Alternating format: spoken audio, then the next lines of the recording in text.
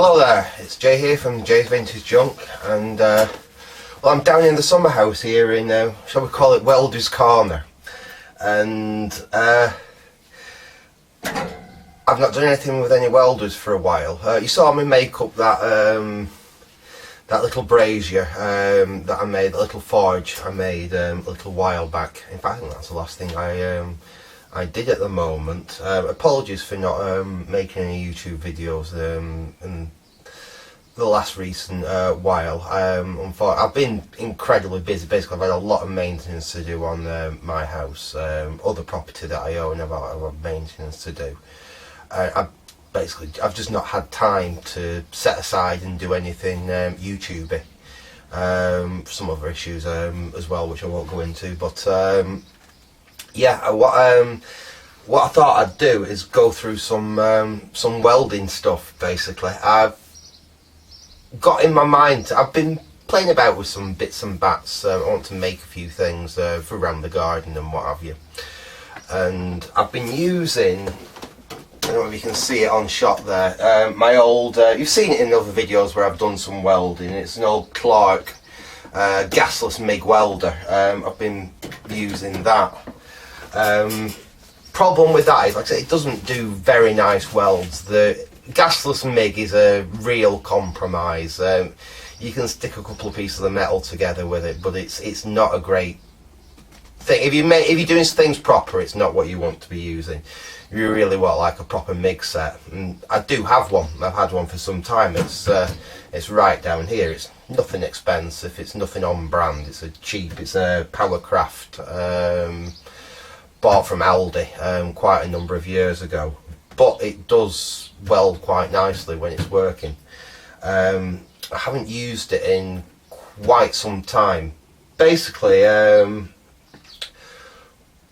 this uses CO2 gas as the welding shield, unlike the gasless MIG, which has like a flux core in the wire. These are the CO2 bottles that you should actually use with it. Now the problem is, these are quite expensive. They don't last any time at all. If you're doing some pretty heavy welding, you're looking to get half an hour out of one. Like I said, if you're doing something in here and you can turn the gas right down, you might be able to get 40 minutes, an hour out of one, depending. But like I say, if you're welding out underneath a car, it's a bit blowy, you need to turn your gas up and have a good gas flow. These last no time at all, and they're expensive. Last time I bought one, which was a long time ago, I think this was about £14 back then. I think they're at least £20 now. They're around about the £20 mark, which doesn't make it that economic. What I used to do when I was working in event management is I had a bit of a deal with the guy that come and serviced our fire extinguishers. Any fire extinguishers, the CO2 type, which he had to fail for any reason, say the pin had got pulled or the gauge had been cracked or something. He used to take them for recycling, and basically I had a chat with him, and all he said what he used to do with them was empty the CO2 out of them and then weigh them in for the scrap aluminium. And I did a deal with him that he'd leave all the ones he failed with me, and I'd stick them somewhere out of sight in the warehouse. And I used to use them as my welding gas, and then when he came round the next time, I'd give him all the ones that I'd emptied, and he'd take them and weigh them in, and obviously he didn't have to worry about letting the CO2 off anywhere because I'd already emptied them for him. And he then obviously would give me the next load that had been failed for any reason. He even used to save a few up for me and throw them my way. Unfortunately, I haven't worked for that company for many years now. And the last CO2 fire extinguisher I had, it ran out a few years ago. And like I said, I was absolutely desperate for a good welder at the time, and I did actually have to go out and buy that bottle, which didn't last any length of time at all. It also meant I had to swap my regulators back over, because these little bottles use a tiny little regulator like that, as where the big CO2 bottles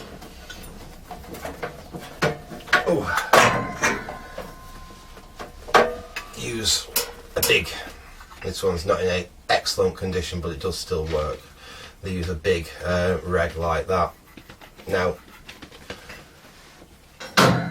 a mate of mine, a very good friend of mine, has a restaurant, and recently I was mentioning that I needed to do some proper welding and I was out of gas, and he said he'd have a word with their supplier whether they could drop him an extra bottle of CO2 off, and he did. So I now have a big bottle of CO2 again. Now this is somewhat better than what I used to do, which was use all fire extinguishers. Now if you're a professional welder, I know you're going to slate me, you'll tell me this is pub gas, this is not welding gas. I agree with you fully, it's not welding gas, this is pub gas. For the welding that I do, I've always welded with pure CO2, whether it be from a fire extinguisher or pub gas. I've never had a problem. My welds, when I'm using a decent shielding gas, look fine. You know, I've had good penetration. My welding works past many an MOT on cars. Like I said, I don't consider it a problem. The difference being, see the CO2 like this in these little bottles and the big bottles like this that you can get from a welding supplier. They are a mixture of CO2 with a little bit of argon in them. This is a CO2 argon mix. I think it's like it's something like 90% CO2, 10% argon or something like that. They just put a little bit of argon in it. This, let me get that out of the way. I don't have to worry about that bottle, it is completely empty. This is pure, it's actually food grade, because this is what you use on your beer pumps, and it is just pure CO2. You do have to be careful because some food users don't use a pure CO2, they use a CO2 nitrogen mix. You can't weld with that. I made that mistake once before, and it's not explosive or anything, but your welds look like a honeycomb. Like I said, you want this. This is pure CO2. Like I said, it is food grade. You can there's literally no impurities in this stuff. But what I'm going to have to do is pull the welder out. Like I say, I've not used that welder for a considerable amount of time now. I'll put that back very carefully. You do have to be careful with these large CO2 containers. If anyone used to watch Mythbusters and ever saw oxygen cylinder torpedo, a CO2 cylinder, fully charged CO2 cylinder is exactly the same. You knock the valve off that thing and you've basically got a CO2 propelled rocket. It will be when we set up, it will actually, once I've got a strap, being strapped to something like this so it can't actually fall over. They are quite dangerous. I have literally just brought this down from my car. I just brought it earlier today.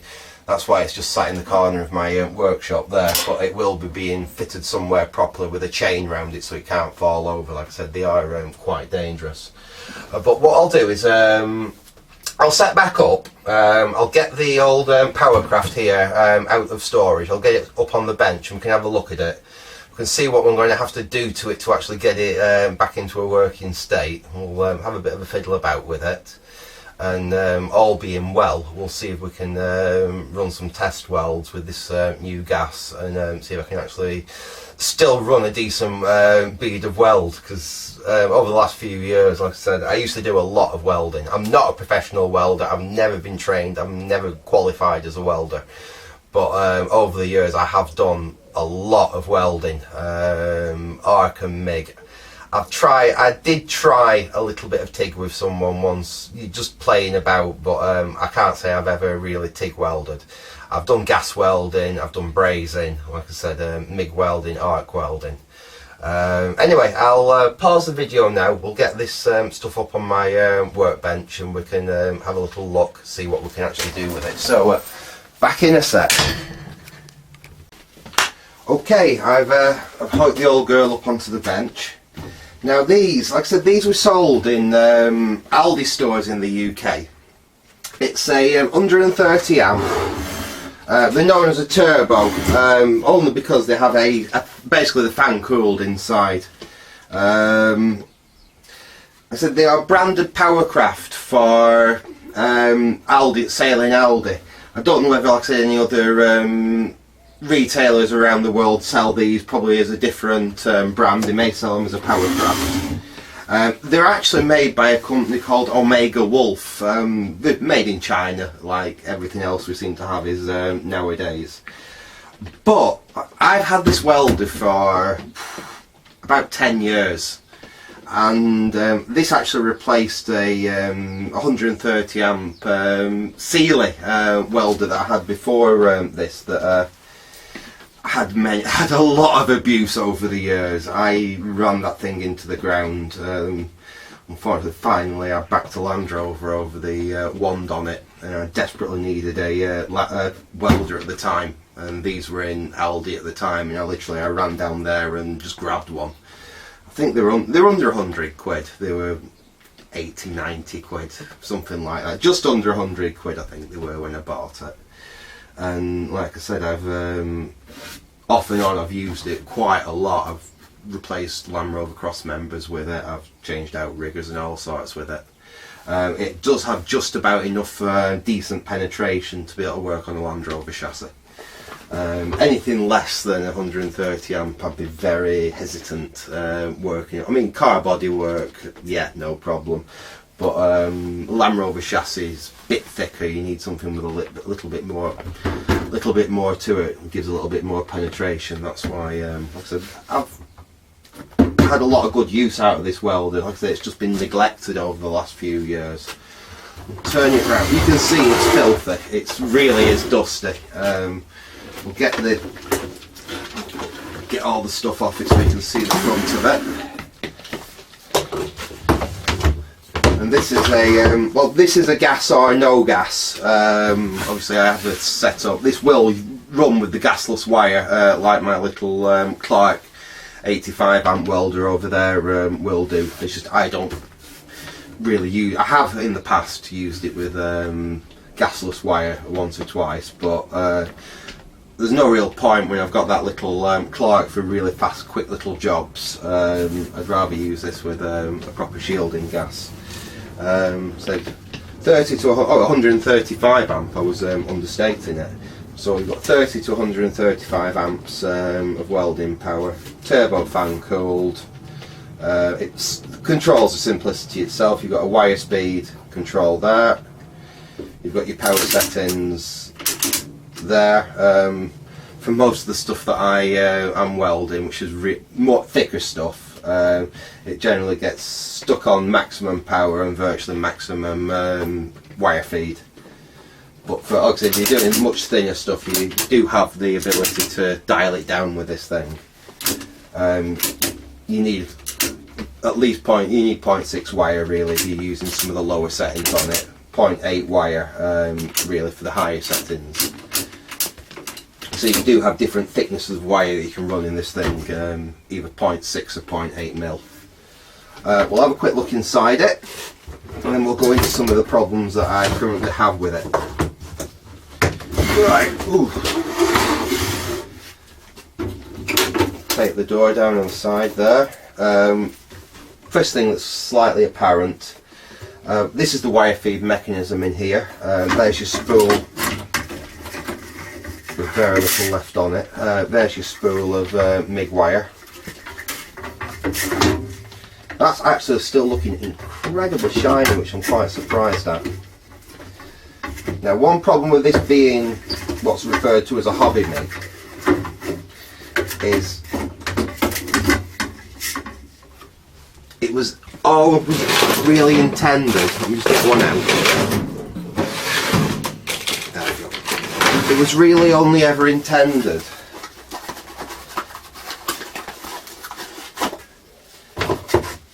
with these tiny little spools of welding wire. Now these big spools, yeah, it's on there. You can do it. I did actually once make an adapter. I cut the centre out of one of them, and so I could hammer it into one of the bigger spools. These were a lot cheaper. These actually work out, again, like with the smaller bottles of gas, they tend to work out more expensive. Fortunately, someone actually gave me a few of them recently. How many did they give me? Give me 2 or 3. Well, I thought they gave me 3, but I've got 2 in there, so they must have only given me 2. But yeah, that's what this welder should actually run with. We might get away with the welding wire that's on there. The problem is, really, you need a bit of back tension on that spool for it to work properly. It's not so bad when the spool's full and it's got some weight in it, but there's not much wire left on that actual spool there. So when it pulls through, that tends to fly around, and because the wire is very springy, it then snarls up in there, and you get a bind up in the welder. And that's the first thing I've seen when we've got in here. The welding wire has it's bound up in here. It seems to have gone through, kinked itself up and come back on itself. So that's going to need addressing. We're going to have a look at the wire feed mechanism in there, see if we can sort that out. We'll have a look. This is from the, I haven't fitted this. One thing, like I said, it's a cheap Chinese welder this, but they did put, from the factory, a really good grounding clamp on it. That's a decent, heavy duty grounding clamp. It's a really nice one actually. If you compare that with the grounding clamp on my Clark, if I can get it and show it in shot here. Just give me a second, folks. There it is.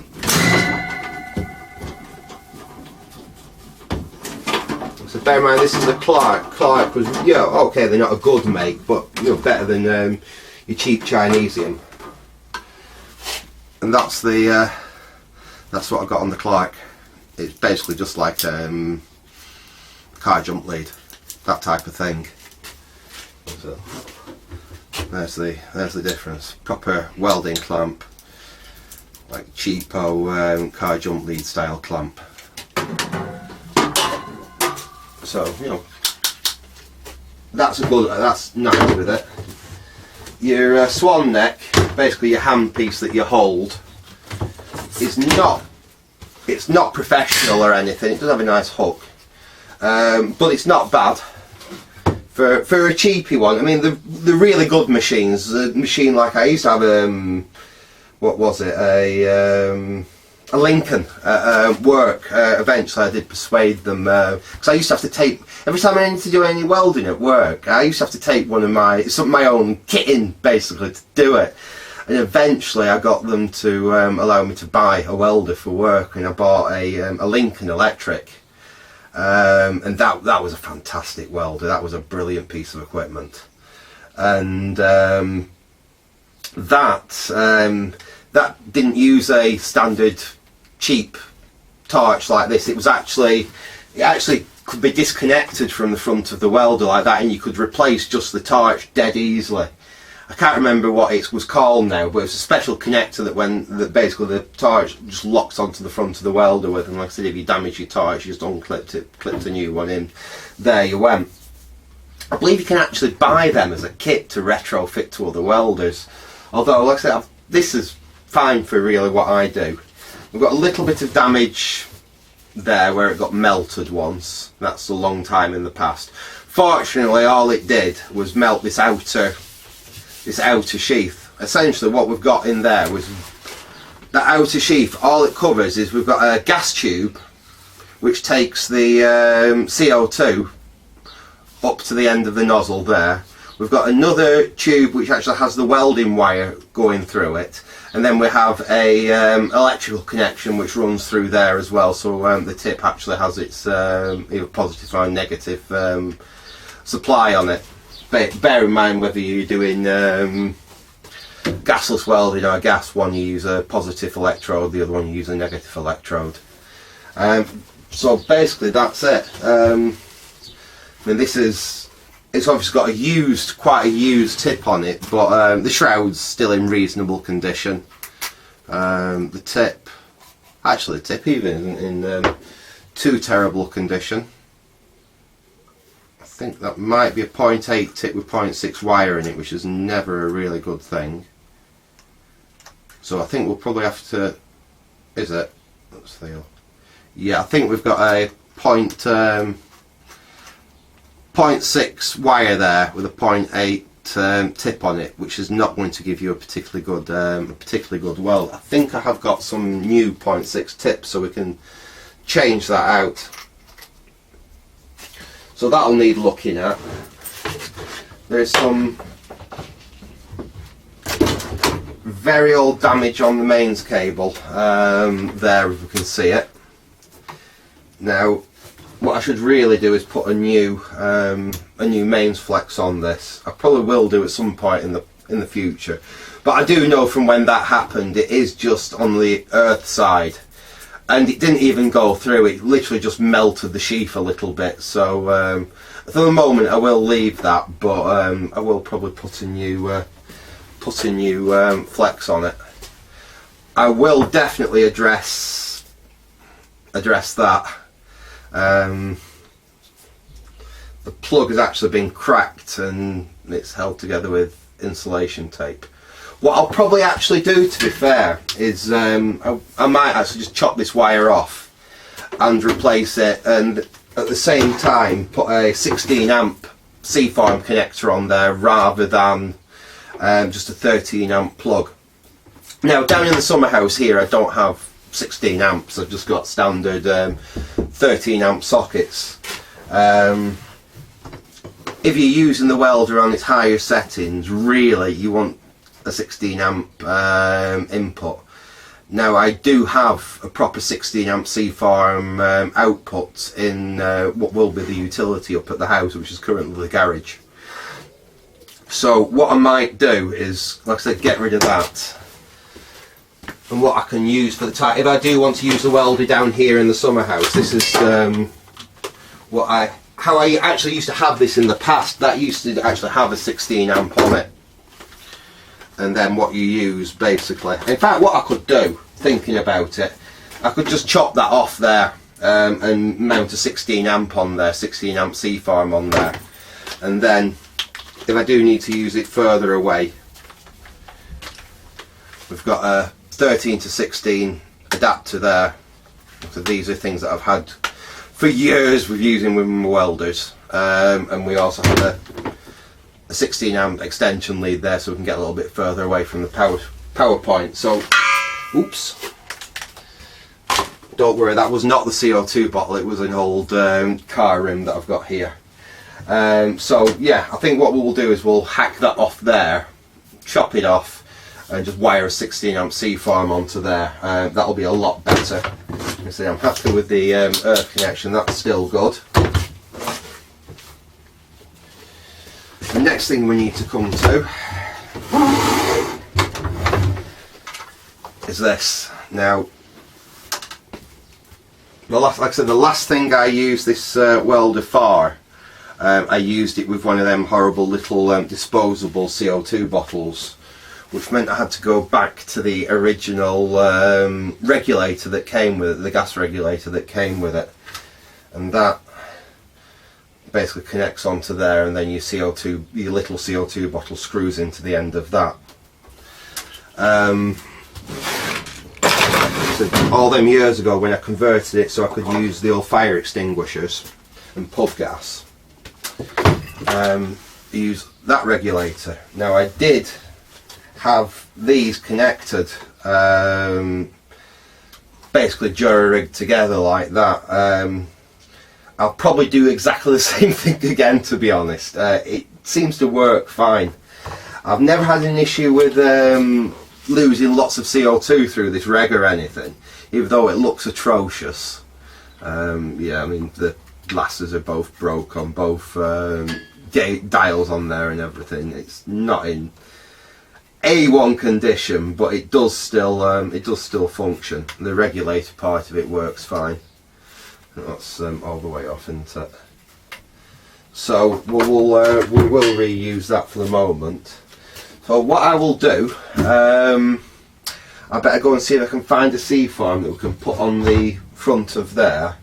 We'll see if we can lash that back up, and then we'll see if we can get this thing all set back up. See if we can get some wire to run through it. We may see if we can use that old reel that's in there, but we will have to reel off a bit of the wire because I can see a little bit of corrosion on there.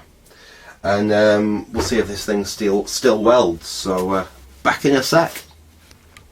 Okay, well, I had a rummage in my bits and bats, and there we go. There's a 16 amp C-form. It's a used one, but I can't see there being any problems with it. So let's get that changed over. So what we want to do, let's get rid of that there because that's just manky now. And chop the old wire off. Dear me, that's tough. That's tough stuff. There we go. Get rid of that. Let's get this C-form open.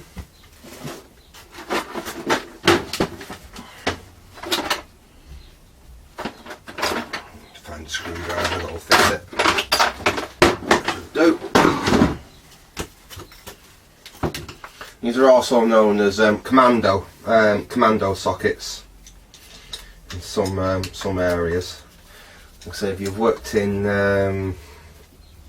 event management, sound, lighting, anything like that, you'll be very, very familiar with these. If you work on building sites and what have you, obviously you'll be very familiar with these. They're just basically an industrial 240 volt socket.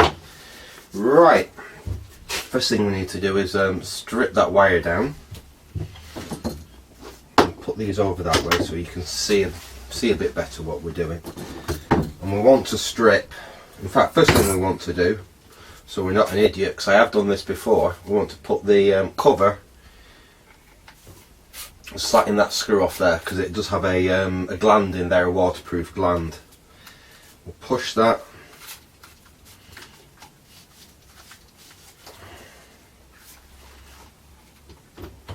There we go, that's through.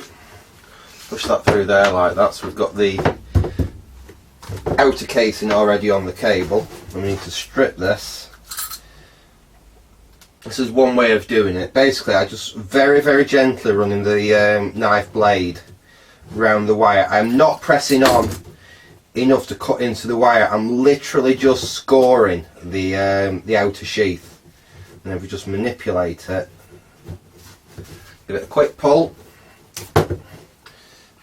Okay, there we go. That's our inner conductors exposed. Next thing we want to do is, just like you were doing a standard UK 13 amp plug, we want to make the live the shortest. We cut some off that. Oops. Yeah, I don't suppose scissors are ideal. We want the neutral a little bit longer than that.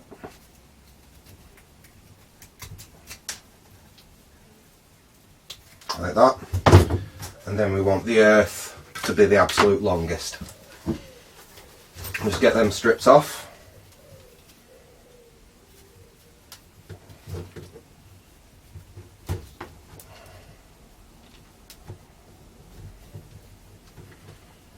I know you have different colour codes around the world, but in the UK we have live, neutral and earth, obviously. Brown being live. Neutral being blue and earth being green and yellow. So I know you guys over in the US use a different colour code to us. I believe yours is black. Black is live, white is neutral and green is earth. I don't know if that's the same for your 220 volt system, or if that's just for your 110 volt system. I know it's definitely for the 110 volts. I've dealt with some of that stuff. Right, there we go. That's our wire prepared. Let's get the socket. We'll have a look on here, and it tells us That's our live there, that's our neutral. Sorry, that's our live, that's our neutral, and there's our earth there, which does actually stand slightly proud on this one. It doesn't on all of these. And get the live disconnected. I'm just going to fold the wire. It gives us something really good to bite down onto. Push it in. Make sure these are really tight. Remember, this is a high current appliance. If you don't have these tight, you're going to get hot spots. I have seen these 16 and 32 amp C-forms actually get so hot because someone hadn't done a connection very well. They actually fused together and we couldn't get them apart. And that was just purely through heat, where these connections have got that hot because you had a bad connection because someone hadn't really tightened them down properly when they made them up.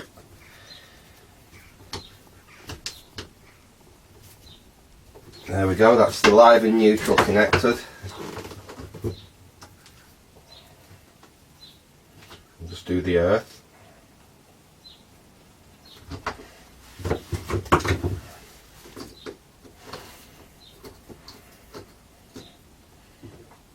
Put the earth in like that.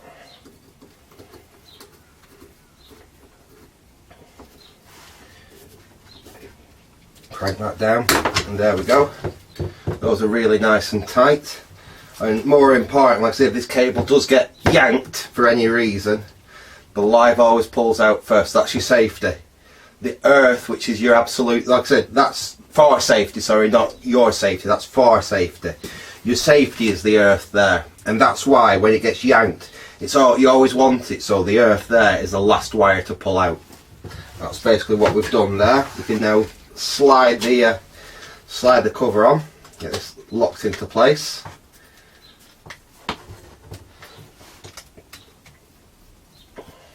We're in the right place there.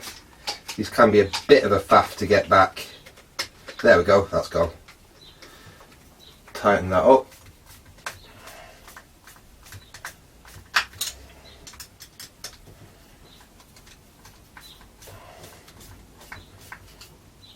Okay, there we go. So that's the oh, and then we just need to give that, that's basically like the little strain relief on the back of the 13 amp. It's just, that's a little bit more substantial. And there we go. We're now set up with a 16 amp C-form on there for having that 13 amp plug. I suppose the next thing we need to do is see what we can do with the air intake there. Now I think what I did last time, yeah, proper ways of doing this. Now we'll probably get the proper stuff to do this again, but we'll cut that bit of crap off there and get rid of that. And so this is relatively, once it's come out of that regulator there, it's relatively low pressure. So what we'll do, we'll take some insulation tape and basically wrap a little air hose. This will not be a perfect seal. There's no way this will be a perfect seal, but what we're trying to do is make it so we lose only a tiny little bit of the CO2 through here. And so now we'll get something better than this. Then again, saying that, I've had it lashed up like this for 10 years, and I can't say I was losing tons of CO2 through it. It did actually work quite nicely.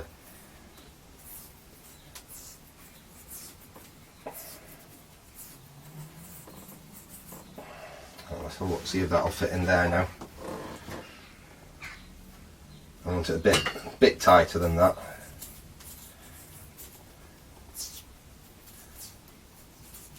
So I bet the proper welding experts are absolutely sobbing into the tea seeing me do this, but like I say, it works. It does work. We'll push those two together now. Make sure it's a really good tight. Whew. There we go. Because this is slightly flexible. It does push on like that. And then we're going to just wrap a little bit more tape around there just to stop it pulling out, basically.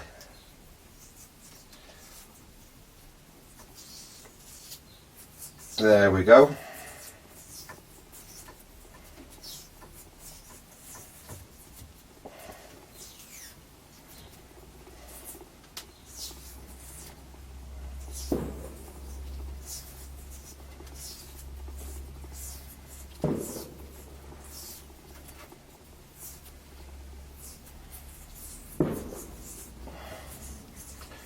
And that should do us. I said it can never be completely 100% gas tight when you do a bit of a kludge like that, but I've done it for many years and it's worked.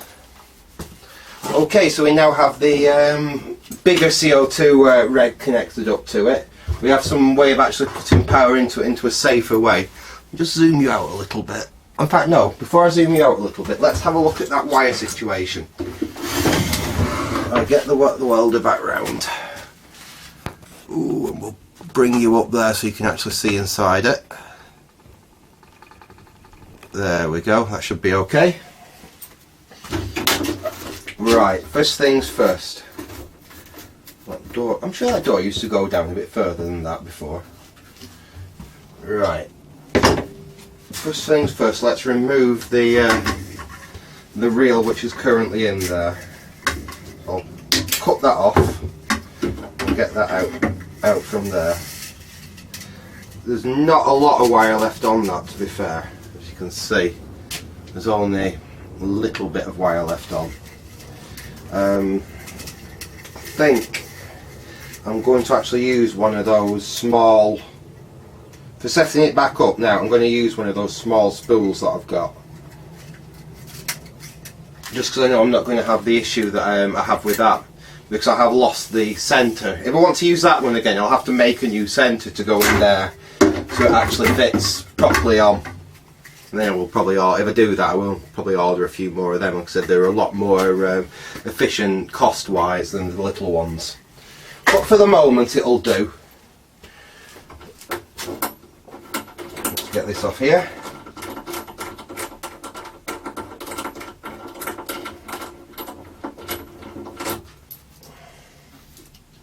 There should be a spring which just drops into the bottom there. Get that out. That's basically for the back tension on there. And now what we need to do is we need to take out this wire that's got stuck in the machine. And that's actually the reason why the door wasn't working properly. It was stuck in the door mechanism. Let's pull this lot out.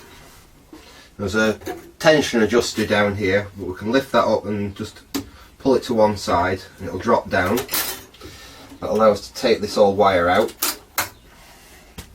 Like I said, this is basically what happens. It gets caught and it does that, it twists up. But we still have all the old wires stuck in the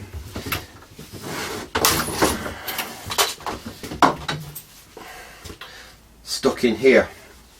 And the best way of getting rid of that. Now we've got all the rest out, we get a pair of pliers. We should just be able to pull that.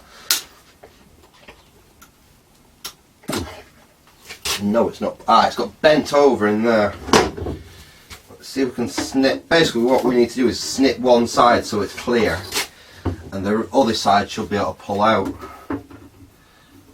It doesn't matter too much whether we pull it back or forwards, to be honest. Let's try that now.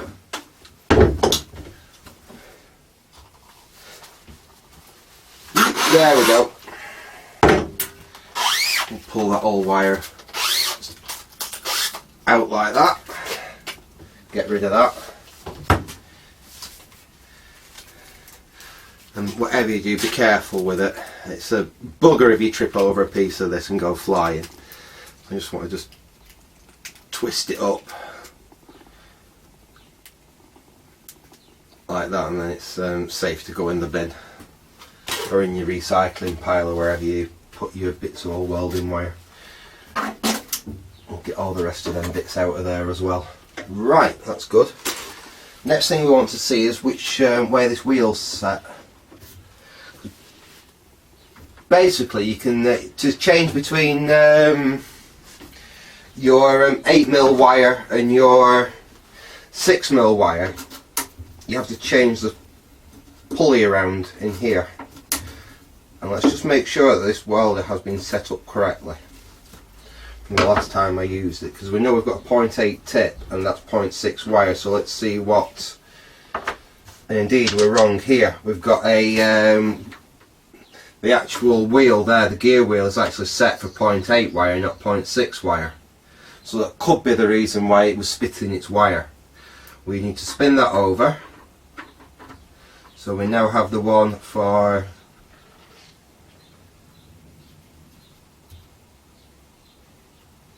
.06 wire, which is that one, sorry.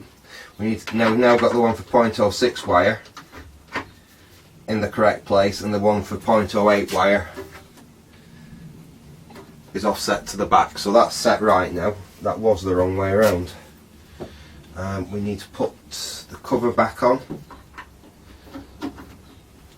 I mean, the thing, like I said, this is a cheap welder. The wire feed mechanism and everything on here is just cheap compared with, you know, like I said, like a Lincoln or something like that.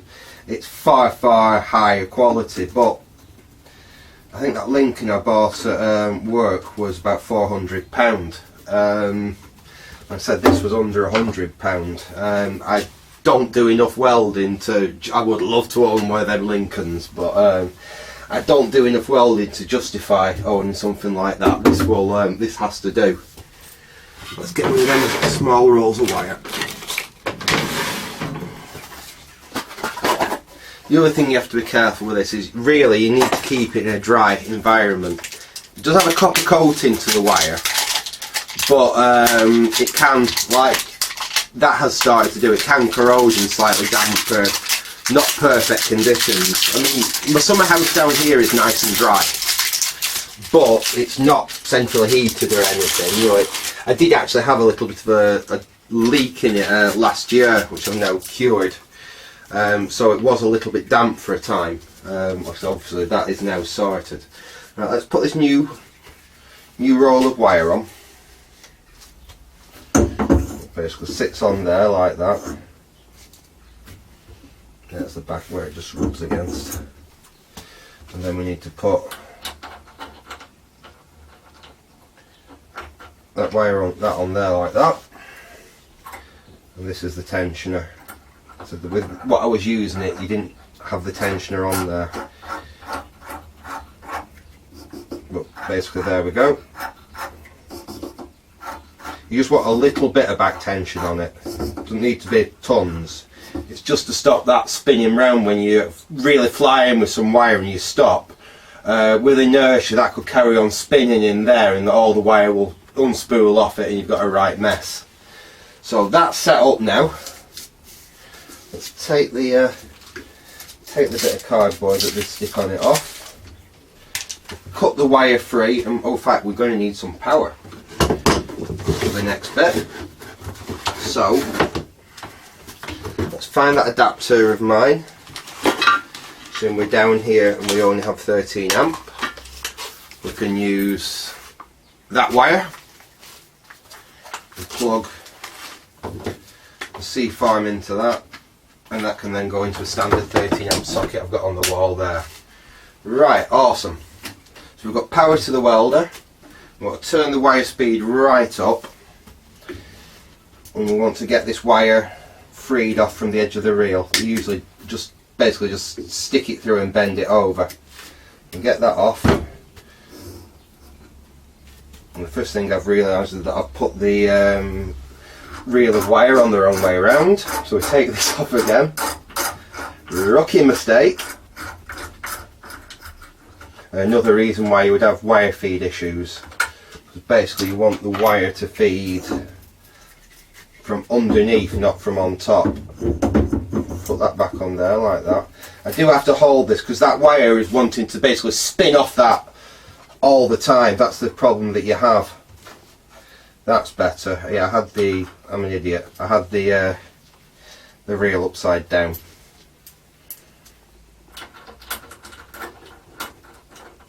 There we go. Screw that on there.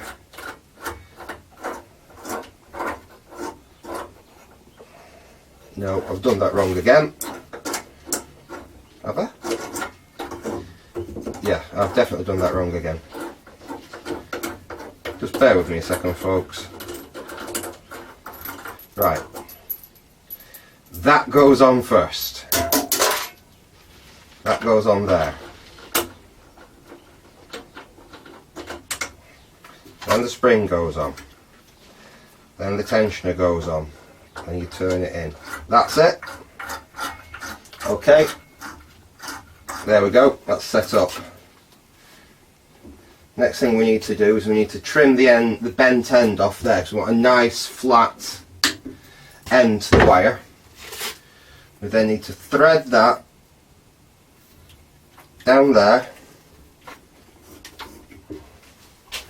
and basically get it to thread through the end of the... This can be the slightly tricky bit, the slightly fiddly bit.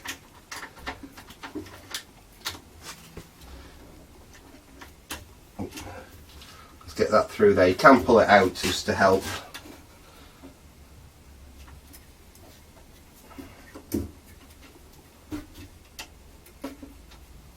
And basically what I want to do is go underneath that roller that I showed you before and into the end of the actual gun. Now unfortunately, like I said, this has been curled up for a long time, so it wants to bend, and you want this first little bit straight, so you do sometimes have to just play with it a little bit just to get a straight piece. Like that. And then let's try that again. Go up there. That's it. Now guide that. There we go. We've just got it going into the wand. And we put the tensioner on it. Push that over there. That shouldn't go anywhere. Right. Now, all being well, all we should have to do, make sure we've got no twists. In fact, let me zoom you out a bit. Ooh, out we go. Right, so basically we've got that now through the welder and just into the start of the wand. So we switch on the welder. I've only got on the minimum power, and I've got the earth lead well out of the way so nothing can short out. I've turned the wire, in fact I'll turn the wire speed right down and we'll start slow. If I pull the trigger, as you can see, it's basically feeding that wire off the reel and it's feeding it down and into the end of here. Now I can speed that up slightly with the control.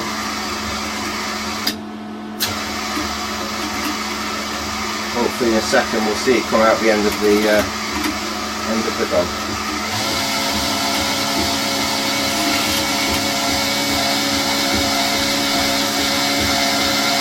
There we go. And there's our welding wire through the end of there. We'll shut that off for a sec. That's basically set up. But what we will have to do, like I said, that's a 0.8 tip. I will just have to find a 0.6 tip to go in there. Now hopefully I've got some in this little drawer here. This is where I really wish that I'd prepared a little bit more. And there we go. Hopefully we should have some 0.6s in here. No, those are for a different welder. Those are for my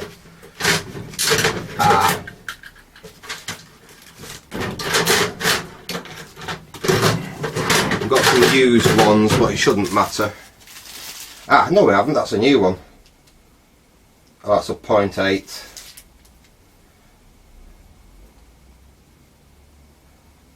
That's a 0.6 there. And basically that's a 0.8, that's a brand new 0.8. And that's a 0.6 there.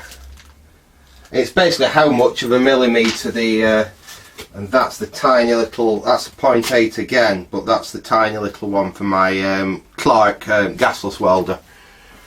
Put those away for a second. Make sure I've got no other ones. Did think I had some absolute brand new 0.6s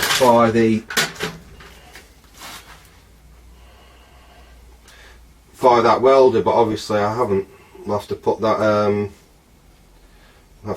one in. That's a 0.6. Dead easy, they just unscrew, slide it out. There's nothing wrong with that, so I'll keep it for when I'm using 0.8 wire again. Stick that in there, and we'll put this 0.6 one on. Like that, just screw into place. That's getting a little bit, oh hang on, just tighten the, that's basically what holds the shroud. That's where the little holes, you can make that out. But let me try giving you some light so you can see. You can see the little holes around there, that's basically where the gas comes out. The shielding gas comes out through there.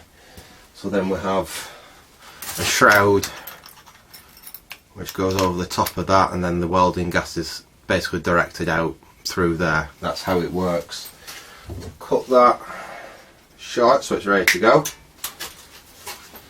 I will get the CO2 bottle set up, and basically we'll have a quick go with it and see whether it's actually going to weld, because I haven't used this welder for quite some time, so back in a sec. Okay, I've got the CO2 bottle over here, and just for safety, just for the moment, like I say, I'm going to make this a little bit safer. I've just literally tied a strap around my vise there, just around the top of the bottle, so literally the bottle cannot accidentally be knocked over. I said you do have to be careful. I know it's not an explosive gas or anything, but you still have to be super careful with CO2 gas like this. I've just realised actually that I've put all my stuff on top of where my spanners are. Let's just hope we can perhaps sneak a spanner out from there that we can actually do this up with. There are proper spanners for doing CO2 bottles up with, but you can just use a normal spanner. You can get away with it. Right, let's get them out of the way. Let's get a suitable spanner. Hopefully should do. Nope. Sorry, bear with me folks, I'll be back as soon as I just find a spanner that we can use. Well, I don't know where they've gone, but fortunately, big adjustable to the rescue. Not ideal, but it will do the job. In fact, half the places I ever worked that used CO2 just had a great big adjustable like that there to do it. So we screw that onto the CO2.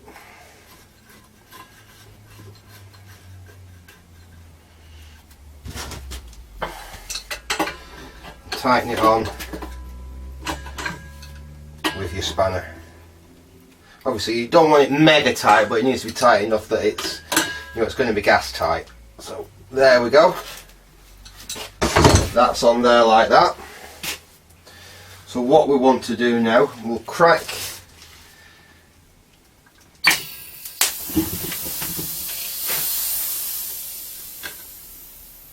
I think that valve's the wrong way actually. Let's try that. That way out like that. I think that was all the way on.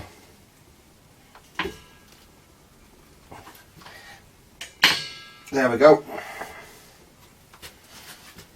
Basically we've got our gas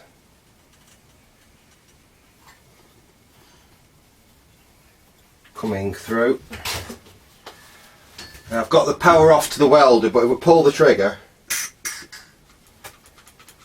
we've definitely got a bit of gas coming through. We can just now set our gas rate. There we go. That should be about enough. We don't need a lot of gas. That should be absolutely fine. Right, so we have basically we have our gas supply, we have our welder set up.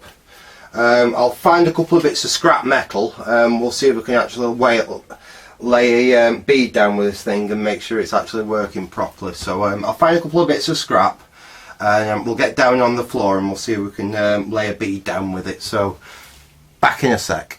Right, okay, well I've just spent I had a rummage round and I found a couple of bits of scrap. I've just spent 5 minutes with the bench grinder just de-rusting and de-painting them to actually give us something fair to weld to. It's a bit of old iron gate.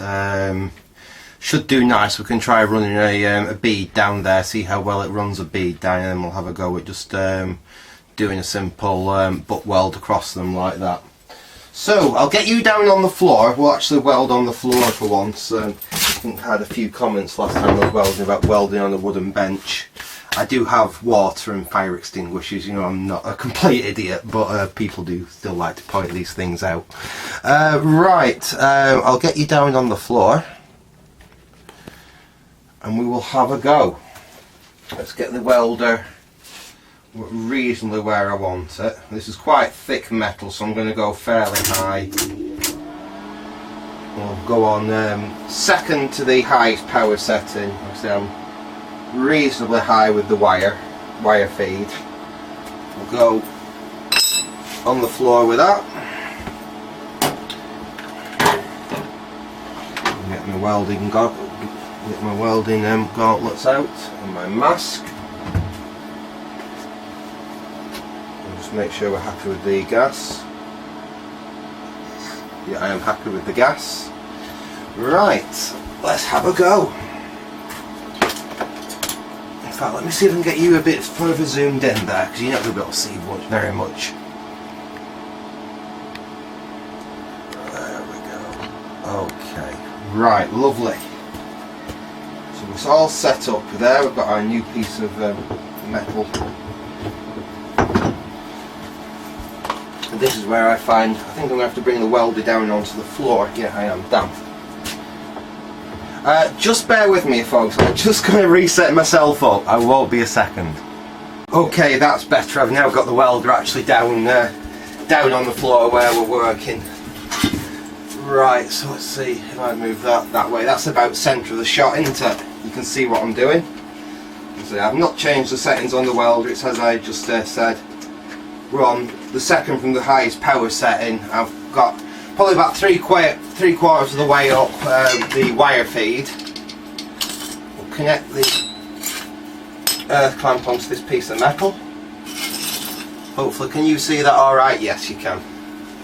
I've got my welding mask on. I've even got my proper gauntlets, so we can hold it. Right, let's see how well it welds. So I've not used this welder in some time. So let's see how we do. In fact, so as I was saying before, what you don't want is to have too many twists in your hose from your welder. Alright, there we go. That's better. I can hold that from that because I am left-handed. This is a bit more comfortable for me. Well, let's see how well it's going to weld.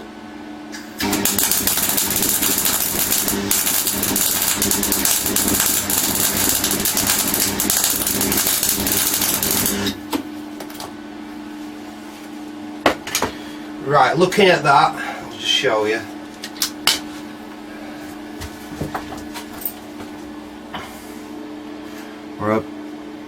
Can you see that? We're a little bit on the high side there. Really, we've not got terribly good penetration. What I'm going to do, I'm just going to crank the power up a little bit more. Like I said, the only problem we've got is we are a bit restricted being down in the summer house, the amount of power that we've got. Let's try that. Let's crank the power up a little bit. I've slightly tweaked the wire speed up. Let's see how it does now.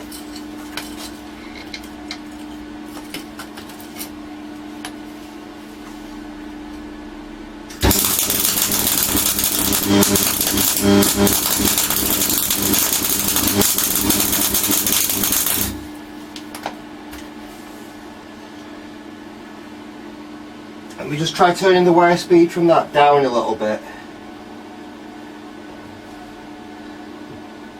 Basically, this is what you have with welding. You have to get your machine set up Let's try that now. Now I've definitely got that is too slow. So we'll speed it up a little bit. And let's try that again. Again, that's far too slow.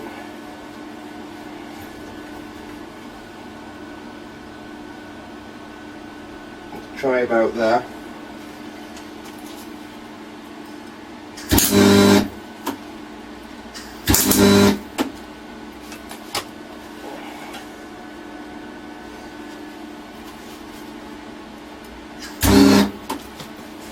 That's sticking for some reason. It could be that I had a bit of a twist in my cable then.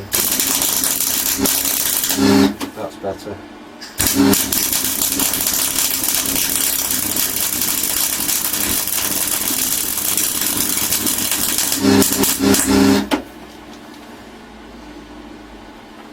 I'll just turn that down a tiny touch.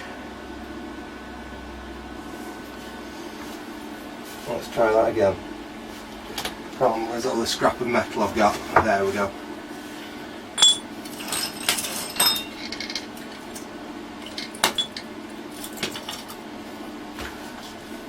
Let's give that a try. Oops.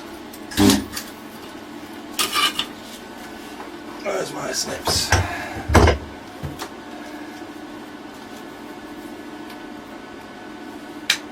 There we go. Make sure we've got a good connection there. I think I was getting a very good ground that time. Make sure we get a good ground like that. Let's try again.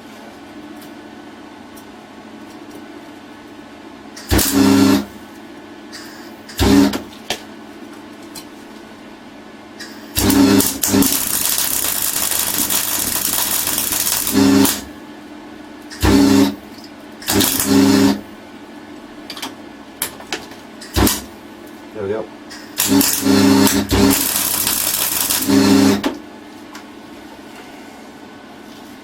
It's not welding badly, basically I just have to fiddle about with it and get my power settings right, but that's looking a lot better.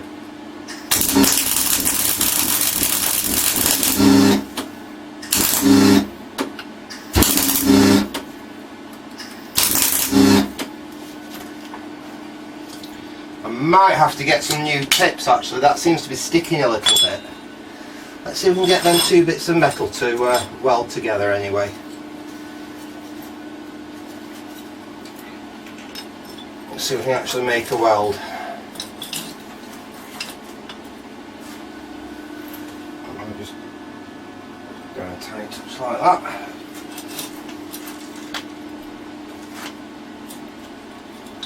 Let's see if we can just weld those together just for a quick final test.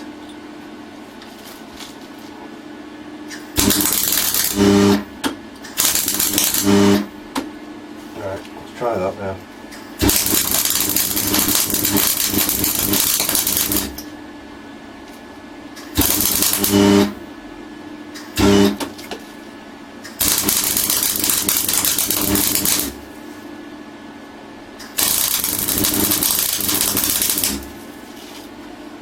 That's actually welding reasonably nicely now.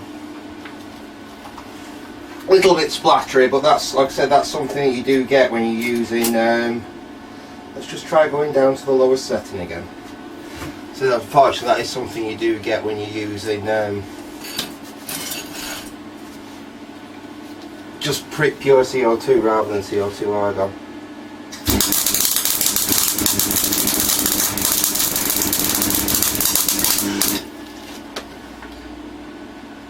Yeah, that seems to be welding really quite, well, acceptably, let's say. I'll call it acceptable, not perfect.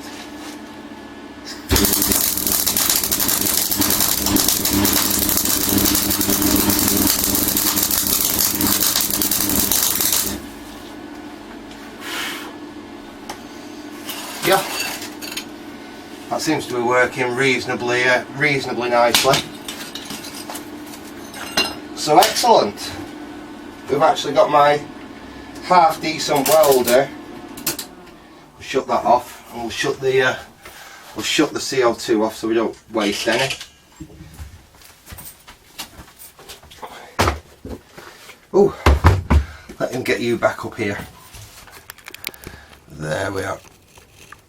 Back up on me. There we are. So yeah,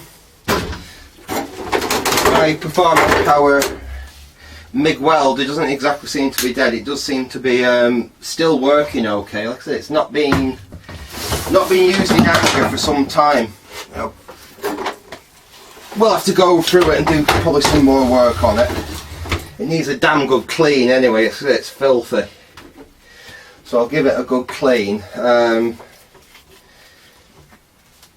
I might get some new tips for it. Like I said, that's welded okay, but I've had better welds from it in the past, I have to say. It's an old machine, like I said, it's a budget cheap machine, but ooh,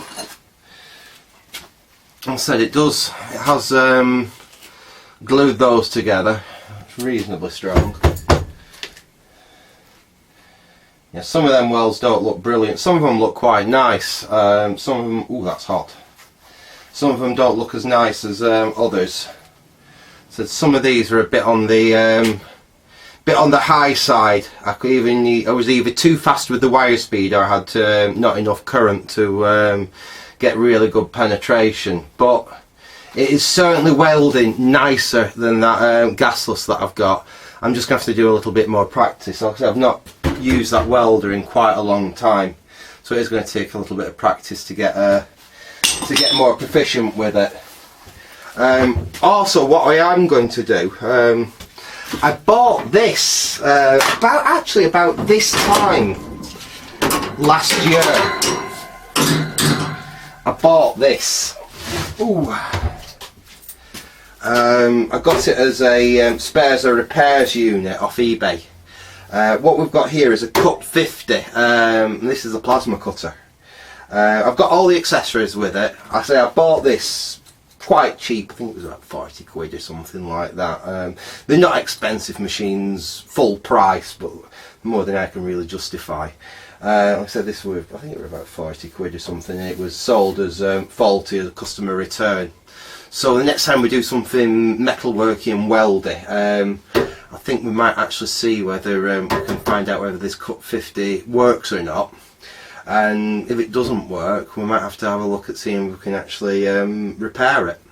But that's going to be in, like I said, another upcoming video to do with some of the more mechanical things I do. Like I said, I know my channel was originally just electronics, but I do like messing with old cars. I do like messing with a little bit of, you know, engineering and stuff as well.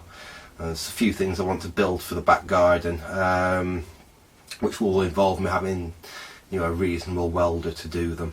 Anyway, like I said, that's for future videos. I hope you enjoyed this little welding update. So thanks for watching, and for now, goodbye.